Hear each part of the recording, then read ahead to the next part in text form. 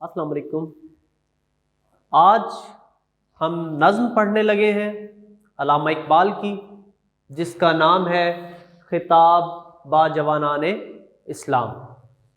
جیسا کہ نام سے ظاہر ہے کہ یہاں پر اس نظم میں اقبال نوجوانوں سے مخاطب ہیں۔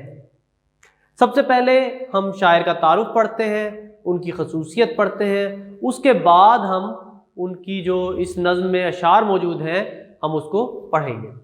علامہ اقبال کے حوالے سے اگر ہم بات کرتے ہیں تو ان کا نام ڈاکٹر علامہ محمد اقبال رحمۃ اللہ علیہ انہیں کہا جاتا ہے۔ حکیم الامت ہے۔ حکیم الامت سے مراد کیا ہے؟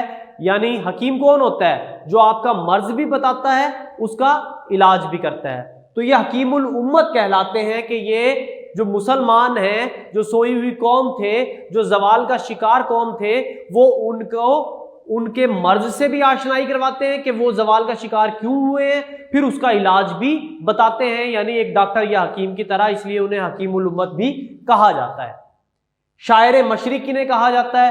شاعر مشرق جس طریقے سے میں نے آپ کو بتایا کہ انہوں نے سوئی ہوئی قوم کو جگایا، نئی ریاست کا تصور پیش کیا، الگ وطن کا تصور پیش کیا، اس لیے انہیں شاعر مشرق بھی کہا جاتا ہے۔ شاعر بھی ہیں، فلسفی بھی ہیں، دانشور بھی ہیں، یعنی مختلف طریقہ کار کے مطابق ان کو مختلف طرح سے جانا جاتا ہے۔ مفکر پاکستان ہے۔ مفکر پاکستان، مفکر کہتے ہیں فکر کرنے والے کو، یعنی نئے وطن کی فکر کرنے والوں میں یہ شمار ہوتے ہیں۔ جب پاکستان بنا تو ان کو مفکر پاکستان بھی قرار دیا گیا۔ اب اگر ہم ان کی کلام کی خصوصیت کی طرف آئیں تو کلام کی خصوصیت کیا ہے؟ مضمون آفرینی ہے، یعنی مضمون کی بندش کے یہ مضمون کو کس طرح سے باندھتے ہیں، نئے انداز سے باندھتے ہیں، ان کو اس چیز کا سلیقہ ہے کہ کس مضمون کو کس طرح سے باندھنا ہے، ان کے سامنے الفاظ ہاتھ باندھے کھڑے ہوتے ہیں۔ تخیل کی بلندی ہے، یعنی یہ کوئی عام بات نہیں کرتے بلکہ ان کے الفاظ میں، ان کی شاعری میں بڑے بڑے مضامین چھپے ہوتے ہیں۔ ان کے شعروں کے اندر جو ہے وہ تخیل جو ہے، تخیل کہتے ہیں خیال کو، یعنی خیال کی بلندی ہے، ان کی فکر، ان کی سوچ، ان کا مقصد بلند ہے، تو ان کے شعروں میں بھی وہ چیز نظر آتی ہے، یعنی کوئی عام شعر یا عام مفاہیم اس کے نہیں نکلتے بلکہ ایک بلند پرواز شعر ان کا ہوتا ہے۔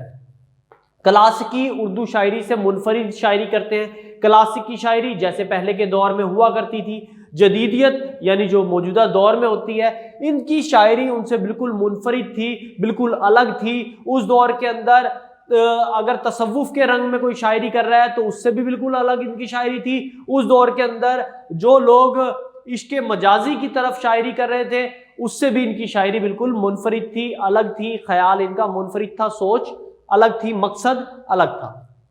قوم کا درد ان کی شاعری میں بیان کرتے ہیں یہ، یعنی قوم کا درد کیسے؟ یہ وہ دور تھا جب انگریز حکمران تھے، یورپ جو ہے وہ حکمران تھا اور مسلمان لوگ غلام تھے، سوئی ہوئی قوم تھے، بدحالی کا شکار تھے۔ اس دور کی شاعری اقبال کی شاعری ہے کہ سوئی ہوئی قوم کو جگا رہے ہیں، قوم کے درد کو پہلے خود محسوس کر رہے ہیں، پھر اس کو شعروں کے رنگ میں ڈھال رہے ہیں۔ یعنی یہ وہ دور تھا جب مسلمان اپنے آپ کو غلام تصور کرنے لگ گئے تھے اور ان کو یہ سوچ ان کے ذہن میں آ گئی تھی کہ ہم کبھی آزاد نہیں ہو سکتے۔ عمیر نجمی کا ایک خوبصورت شعر ہے اس حوالے سے، نکال لایا ہوں ایک پنجرے سے ایک پرندہ، نکال لایا ہوں ایک پنجرے سے ایک پرندہ، اب اس پرندے کے دل سے پنجرہ نکالنا ہے۔ یعنی پرندہ جو ہوتا ہے اگر ہم اس کو پنجرے سے نکال بھی دیں تو وہ اڑتا نہیں ہے، آزادی فیل نہیں کرتا، محسوس نہیں کرتا۔ جب تک وہ محسوس نہیں کرے گا تب تک وہ اڑ بھی نہیں سکے گا۔ وہ یہی سمجھتا ہے کہ نکلنے کے بعد بھی پنجرے سے کہ میں قید ہوں۔ تو شاعر نے یہاں پر یہی بتایا کہ میں اب اس کے دل سے پنجرہ نکالوں گا تو وہ اڑنا سیکھے گا۔ اسی طرح سے اقبال نے جو مسلمانوں کے دل میں پنجرہ آ چکا تھا، ان کے ذہنوں پر یہ سوار ہو چکا تھا کہ ہم کبھی آزاد نہیں ہو سکتے، انہوں نے اس سوچ کو نکالنے کی کوشش کی اور انہیں یہ باور کرانے کی کوشش کی مسلمانوں کو کہ تم اپنے قول اور فعل پر اگر اسی طریقے سے عمل کرو جس طرح سے پہلے کے لوگ کیا کرتے تھے تو تم اپنی کھوئی ہوئی شخصیت کو دوبارہ حاصل، کھوئے ہوئے مقام کو دوبارہ حاصل کرنے میں کامیاب ہو جاؤ گے۔ ان کا اگر تصور عشق دیکھا جائے تو منفرد ہے، بالکل الگ ہے، جیسا کہ میں نے آپ کو بتایا کہ ان کا ایک ایک شعر قوم کے لیے ہے، ان کو جگانے کے لیے ہے، ان کو عمل کی طرف لے کے آنے کے لیے ہے۔ ان کا تصور عشق کی بنیاد کیا ہے؟ تصور خودی ہے۔ تصور خودی سے مراد یہاں خودی کا مطلب ویسے ہوتا ہے غرور، تکبر، انا، لیکن ان کے تصور خودی میں کیا تصور پیش کیا گیا ہے؟ اپنی ذات کو پہچاننا، اپنے آپ کو پہچاننا۔ جب انسان اپنی ذات کو پہچان لیتا ہے، اپنے آپ کو پہچان لیتا ہے، تو اس کے سامنے دنیا کے راز بھی افشاں ہو جاتے ہیں، اس کو اپنے اچھے اور برے کا بھی جو ہے وہ پتہ چل جاتا ہے۔ قوم کی رہنمائی کا فریضہ انہوں نے انجام دیا، اپنی شاعری کے ذریعے سوئی ہوئی قوم کو جگایا اور ان کو ان کے مقاصد کی طرف جو ہے وہ توجہ دلائی، اور ان کو بتایا کہ تمہاری جو موجودہ قوم جو ہو تمہارے جو آباء و اجداد تھے وہ کس طرح کے مالک تھے، کیا عظمت تھی ان کی، کیا بلندی تھی، اور ان کی عظمت کو لوگ سلام کیا کرتے تھے، ان کی ہیبت سے لوگ ڈرتے تھے۔ یہ سارے معاملات انہوں نے موجودہ قوم کو بتانے کی کوشش کی تاکہ وہ سوئی ہوئی قوم جاگ جائے اور اپنے حق کے لیے لڑ سکے اور باعمل ہو جائے۔ اب ہم ان کی نظم کا آغاز کرتے ہیں۔ پہلا شعر ہے، کبھی اے نوجوان مسلم تدبر بھی کیا تو نے، کبھی اے نوجوان مسلم تدبر بھی کیا تو نے، وہ کیا گردوں تھا تو جس کا ہے ایک ٹوٹا ہوا تارا۔ یہاں پر شاعر کیا کہتا ہے؟ کبھی اے نوجوان مسلم، اے نوجوان مسلم، اس بات سے ظاہر ہو رہا ہے کہ علامہ اقبال موجودہ جو مسلمان ہیں ان سے مخاطب ہیں۔ کبھی اے نوجوان مسلم، اے نوجوان نئے مسلمان، کیا کہہ رہے ہیں؟ تدبر بھی کیا تو نے، کبھی غور و فکر کیا، کبھی سوچ بچار کیا، کس بارے میں؟ دوسری لائن میں بتاتے ہیں، وہ کیا گردوں تھا تو جس کا ہے ایک ٹوٹا ہوا تارا۔ وہ کیا گردوں تھا، گردوں دیکھیں، گردوں سے مراد کیا ہے؟ آسمان۔ وہ کیا گردوں تھا، یہاں پر دیکھیں لفظی مطلب کیا ہے گردوں کا؟ آسمان، لیکن اس سے مراد ہے پہلے کی قوم، پہلے کے مسلمان، باعمل لوگ جن کی عظمت کو سلام کیا جاتا تھا، جن کی ہیبت سے ڈرا جاتا تھا، جن کے مقام و مرتبے کو رد کرنا ممکن نہیں تھا، جنہوں نے حکمرانی کی تھی، ان مسلمانوں کی طرف اشارہ کیا گیا ہے۔ وہ کیا گردوں تھا جس کا تو ہے کیا؟ تو جس کا ہے ایک ٹوٹا ہوا تارا، یعنی اے مسلمان کبھی تو نے سوچ بچار کیا، کبھی تو نے غور و فکر کیا کہ جس قوم سے تو وابستہ ہے، جس قوم سے تیرا تعلق ہے، جو تیرے آباء و اجداد تھے، جن کی عظمت کو سلام کیا جاتا تھا، وہ ان سے تو الگ ہو گیا ہے، ان کا تو ٹوٹا ہوا تارا ہے، وہ ایک آسمان کی مانند تھے، تو ان سے ٹوٹ کر زمین پر آ گرا ہے، تو اپنے مقام و مرتبے کو کھو بیٹھا ہے، تیری عظمت اب نہیں رہی، تیرا مقام اور مرتبہ نہیں رہا، تو غلامی کا شکار ہو گیا ہے۔ کیا تجھے پتا ہے، غور و فکر کیا ہے، تو نے سوچ وچار کیا ہے کہ ایسا کیوں ہوا ہے؟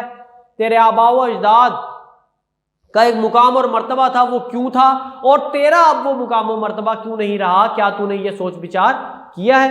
اب اصل میں علامہ اقبال موجودہ مسلمانوں کو یہ بتانے کی کوشش کر رہے ہیں کہ پہلے کے جو مسلمان تھے وہ باعمل تھے، ان کا کردار تھا، ان کا تہذیب و تمدن تھا، وہ جینے کا طریقہ جانتے تھے، وہ قرآن اور سنت پر عمل کرتے تھے، وہ احساسات جذبات رکھتے تھے، وہ فقر میں زندگی گزارتے تھے، ان کو جینے کا سلیقہ آتا تھا، اسی لیے وہ مقام اور مرتبہ بھی رکھتے تھے، ان کو ایک عظمت بھی حاصل تھی۔ جبکہ تم جو ہے اپنا مقام اور مرتبہ کھو بیٹھے ہو کیونکہ تم باعمل نہیں رہے۔ اب یہ بتاؤ کیا تم اس حوالے سے غور و فکر کر رہے ہو کہ تم نے وہ مقام اور مرتبہ کیوں کھو دیا ہے؟ اب سب سے پہلے ہم اس کے حوالے کے شعر دیکھ لیتے ہیں۔ پہلے ہم اس کا مفہوم اگر دیکھیں، کبھی اے نوجوان تم نے غور کیا ہے کہ تم کس قوم کے فرد ہو جو کبھی عروج پر تھی؟ اس کے حوالے کے شعر کی طرف آتے ہیں۔ وہ زمانے میں معزز تھے مسلمان ہو کر، وہ زمانے میں معزز تھے مسلمان ہو کر، اور تم خوار ہوئے تارک قرآن ہو کر، یعنی تم نے قرآن کی تعلیمات کو جھٹلا دیا، تم نے جو ہے قرآن کی تعلیمات پر عمل کرنا چھوڑ دیا، جس وجہ سے تم زوال کا شکار ہوئے۔ اپنی اصلیت ہو آگاہ اے غافل کہ تو قطرہ ہے لیکن مثال بحر بے پایا بھی ہے. یعنی اپنی اصلیت سے آگاہ ہو جا اے مسلمان کہ تو کیا تھا, تجھے کیا ہونا چاہیے تھا, تو غافل ہو گیا ہے, اس وجہ سے تو اپنے مقام اور مرتبے کو کھو بیٹھا ہے. اگلے ایک شعر کی طرف آتے ہیں. دوسرا شعر, تجھے اس قوم نے پالا ہے آغوش محبت میں, تجھے اس قوم نے پالا ہے آغوش محبت میں, کچل ڈالا تھا جس نے پاؤں میں تاج سر دارا. اب یہاں پر شاعر کیا کہہ رہا ہے, علامہ اقبال کیا کہہ رہے ہیں, تجھے اس قوم نے پالا ہے. کس قوم نے؟ جو پہلے کی قوم تھی, وہ مسلمان جو حکمران ہوا کرتے تھے کبھی کسی دور کے اندر, ان کی طرف اشارہ کیا جا رہا ہے. کس قوم کو اشارہ کروایا جا رہا ہے؟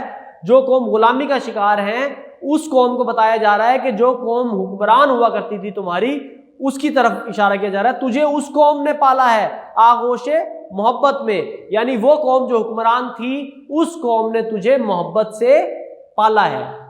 کچل ڈالا تھا جس نے پاؤں میں تاج سر دارا, کچل ڈالا تھا, تباہ کر دیا تھا جس نے پاؤں میں تاج. تاج کیا ہوتا ہے؟ وہ بادشاہ کا کلہ ہوتا ہے جو وہ سر پر پہنتا ہے.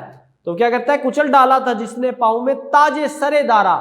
تاج سر دارا, سر دارا یعنی دارا کون تھا؟ ایران کا بادشاہ تھا, اور اس کو سکندر اعظم نے شکست دی تھی. یہ وہی لوگ تھے, وہی حکمران تھے, وہی قوم تھی جو باعمل تھی مسلمانوں کی, انہوں نے جو ہے وہ دارا کو شکست دی تھی. یہ سننے میں آتا ہے کہ 3 جو ہے حکمران وہاں پر ایسے آئے جن کا نام دارا تھا, اور جن میں سے ایک کو شکست جو ہے وہ سکندر اعظم نے دی تھی. تو اس قوم کی طرف اشارہ کیا جا رہا ہے کہ تم غلامی کا شکار ہو, لیکن تم اس قوم سے وابستہ ہو جس نے تمہیں پیار سے محبت سے پالا, ان مسلمانوں سے وابستہ ہو جنہوں نے تمہیں محبت سے پالا, اور وہ قوم تھی جس نے دارا جیسے طاقتور حکمران کو بھی شکست دی تھی. آگے آ جاتے ہیں, مفہوم کی طرف آتے ہیں اس کے. تجھے اس قوم نے پالا ہے جس کے سامنے کیسر و کسرا کی طاقتیں جھک گئی تھیں. یعنی یہ بات بتائی جا رہی ہے موجودہ غلام قوم کو کہ تم بھی اس مقصد کو حاصل کر سکتے ہو, تم بھی باعمل اگر ہو جاتے ہو, تم بھی ان کی تعلیمات پر عمل کرتے ہو, تم بھی اسی مقام و مرتبے کو دوبارہ پہنچ سکتے ہو. کچھ بھی ناممکن نہیں ہے. غیرت ہے بڑی چیز جہان تگ و دو میں, حوالے کا شعر دیکھیں, غیرت ہے بڑی چیز جہان تگ و دو میں, پہناتی ہے درویش کو تاج سر دارا. ایک اور شعر دیکھیں, ٹل نہ سکتے تھے اگر جنگ میں اڑ جاتے تھے, ٹل نہ سکتے تھے اگر جنگ میں اڑ جاتے تھے, پاؤں شیروں کے بھی میدان سے اکھڑ جاتے تھے. یعنی اگر وہ جنگ لڑتے تھے تو کبھی پیچھے نہیں ہٹتے تھے, لڑتے تھے تو بہادری سے مقابلہ کرتے تھے, اور دشمن کو شکست کا سامنا کرنا پڑتا تھا. تو تم اس قوم سے وابستہ ہو جنہوں نے پیار محبت سے تمہیں پالا, تو تمہیں بھی چاہیے کہ باعمل ہو جاؤ, ان کے طریقوں پر عمل کرو. تیسرا شعر ہے, تمدن آفری خلاق آئین جہاں داری, وہ صحرائے عرب یعنی شتربانوں کا گہوارہ. یہاں پر شاعر کیا کہتا ہے؟ تمدن, تمدن کیا ہوتا ہے؟ رہن سہن کے طریقے, جینے کا طریقہ. آگے وہ کہتا ہے آفری, آفری کہتے ہیں بنانے والے کو, خلاق, خلاق بھی کہتے ہیں بنانے والے کو, آئین جہاں داری, آئین کہتے ہیں قانون دستور, جہاں داری, جہاں داری کہتے ہیں حکمرانی, یعنی جینے کے طریقے بنانے والے. وہ صحرائے عرب, صحرائے عرب یعنی عرب کا صحرا, یعنی شتربانوں, شتربانوں کہتے ہیں اونٹ چرانے والے, ٹھیک ہے, شتربانوں کا گہوارہ, گہوارہ مسکن. اب یہاں پر کیا بتایا جا رہا ہے؟ یہاں پر شاعر یہ بتا رہا ہے کہ جو دین اسلام کی ابتدا تھی وہ عرب کے صحراؤں سے ہوئی تھی. اگر ہم اس کے مفہوم کی طرف آئیں تو کیا کہتا ہے؟ عرب کے لوگ اونٹوں کے درمیان غیر مہذب زندگی گزارتے تھے, پھر ایک زمانے نے ان سے تہذیب سیکھی.